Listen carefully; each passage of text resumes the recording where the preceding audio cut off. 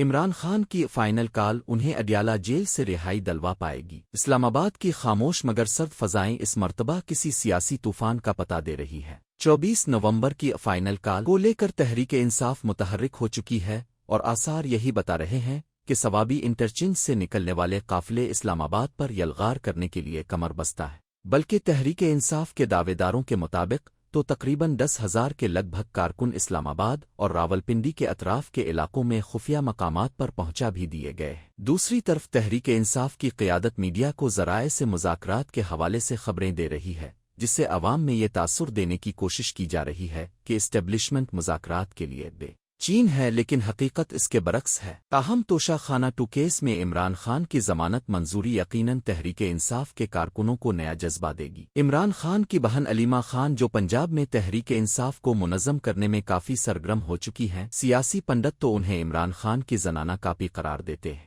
وہ کہہ چکی ہیں کہ مذاکرات صرف اسٹیبلشمنٹ سے ہی ہوں گے، جبکہ پشاور میں بشر بی بی بھی کارکنوں کو متحرک کرنے کے لیے میدان میں آ چکی ہے۔ یہ پہلا موقع ہے کہ تحریک انصاف کی سیاسی تاریخ میں روایتی اسلام آباد لانگ مارچ کی قیادت اس مرتبہ عمران خان کے خاندان کی خواتین کے ہاتھ میں ہے۔ پاکستان کی سیاسی تاریخ میں یہ کوئی انوکھا واقعہ نہیں، بلکہ یہ ایک اشارہ ہے کہ پاکستان کے سیاسی افق پر ایک مرتبہ پھر خواتین کی قیادت سامنے آ رہی ہے۔ ماضی میں ذوالفقار علی بھٹو کی رہائی کے لیے بیگم نصرت بھٹو نے تحریک چلائی۔ نواز شریف جب اٹک جیل میں طیارہ سازش کیس میں عمر قید کی سزا کاٹ رہے تھے، اس وقت محترمہ کلثوم نواز نے بھی تحریک چلائی۔ اس وقت بھی ریاست نے اس تحریک کو روکنے کی کوشش کی۔ یہ الگ بات ہے کہ نتائج اس کے برعکس نکلے۔ 2024 کے پاکستان میں اس مرتبہ نیا کیا ہے کہ تحریک انصاف اپنے بانی چیئرمین عمران خان کی رہائی کو یقینی بنا پائے گی۔ اس کا انحصار اس بات پر ہے کہ پختونخوا سے کتنی بڑی تعداد میں عوام نکلتے ہیں، کیونکہ پنجاب میں گزشتہ 2 سالوں کے دوران ریاستی جبر کے بعد اب تحریک انصاف پنجاب میں وہ دم خم نہیں رہا جو کبھی اس کی پہچان ہوا کرتا تھا۔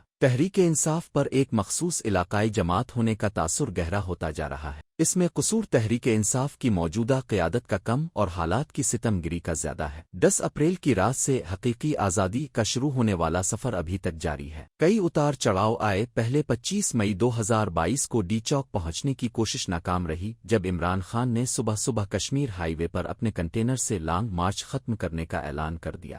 پھر کچھ وقفے کے بعد عمران خان نے 28 اکتوبر کو اسلام آباد کی طرف لانگ مارچ کا اعلان کیا۔ اس بار اگرچہ کارکن زیادہ منظم، متحرک اور حقیقی آزادی کے جذبے سے سرشار تھے، عمران خان وزیر آباد پہنچنے تک کنٹینر پر لانگ مارچ کی قیادت کرنے کے بعد روزانہ رات کو جی ٹی روڈ سے واپس زمان پاک آ جاتے تھے، پھر اگلی صبح جی ٹی روڈ سے روانہ ہو جاتے تھے۔ وزیر آباد وہ مقام تھا جہاں عمران خان پر گولیاں چلی۔ میڈیا کے کیمروں نے وہ منظر بھی دیکھا جب عمران خان ٹانگ پر پٹی باندھے کنٹینر سے ہاتھ لہراتے ہوئے باہر نکلے۔ یہ بھی حقیقت ہے کہ جب عمران خان کی گاڑی شوکت خانم ہسپتال کے لیے روانہ ہوئی تو اس وقت جی ٹی روڈ پر عمران خان کی گاڑی کو غلط راستے پر ڈالنے کی کوشش کی گئی، لیکن عمران خان نے احتجاج جاری رکھنے کا فیصلہ کیا اور خود 26 نومبر 2022 کو راولپنڈی میں سٹیج پر نمودار ہوئے، تقریر کی اور پھر اسلام آباد کی طرف مارچ کو مؤخر کر دیا۔ حالانکہ راولپنڈی میں اس وقت احتجاج کا مقصد صرف آرمی چیف کی تقرری کو روکنا تھا، جس میں ناکامی ہوئی۔ پھر پاکستانی قوم نے اسلام آباد ہائی کورٹ کے احاطے سے رینجرز اہلکاروں کے ہاتھوں عمران خان کی گرفتاری ہوتے ہوئے بھی دیکھی، جس کے رد عمل میں پنجاب اور پختونخوا کے بڑے شہروں میں 9 مئی کا واقعہ بھی ہوا، جس کے بعد ریاست نے پروجیکٹ عمران کا اختتام کر دیا۔ مگر یہ بھی حقیقت ہے کہ پھر اس پروجیکٹ کی ملکیت عوام نے اپنے ہاتھ میں لے لی اور تحریک انصاف کا حقیقی امتحان شروع ہوا، جو آج تک جاری ہے۔ اب کی بار فائنل کال کے نام سے اسلام آباد کی طرف احتجاج کے لیے تحریک انصاف پھر پختونخوا کو مرکز بنائے ہوئے ہے۔ 24 نومبر کو اسلام آباد پر چڑھائی سے پہلے تحریک انصاف کو کئی امتحانوں کا سامنا کرنا ہے۔ ریاست اس مرتبہ پہلے سے زیادہ سختی سے جواب دینے کی تیاری کر چکی ہے۔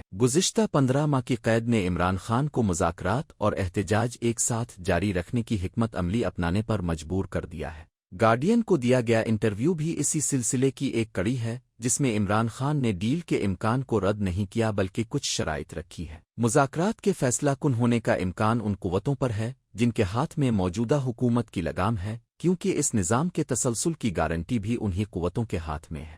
فی الحال اسٹیبلشمنٹ کو اس نظام کے لیے کوئی خطرہ نظر نہیں آ رہا۔ عمران خان کے 3 بڑے مطالبات ہیں جن میں 26 و آئینی ترمیم کی واپسی، چوری شدہ مینڈیٹ کی واپسی اور سیاسی قیدیوں کی رہائی اس حکومت کے بس کی بات نہیں۔ اگرچہ یہ بھی حقیقت ہے کہ اس مرتبہ عمران خان کے پاس آپشن ماضی کے مقابلے میں نہایت کم ہے۔ سیاسی قید جیل کے پہلے سال تنگ نہیں کرتی، بلکہ اصل امتحان ہی جیل کے دوسرے سال شروع ہوتا ہے۔ جیل کاٹنا مشکل ہو جاتی ہے۔ زمینی حقائق بھی کچھ یہی بتاتے ہیں کہ عمران خان قید سے نکلنا چاہتے ہیں، لیکن وہ فی الحال احتجاج کی پالیسی اپنائے ہوئے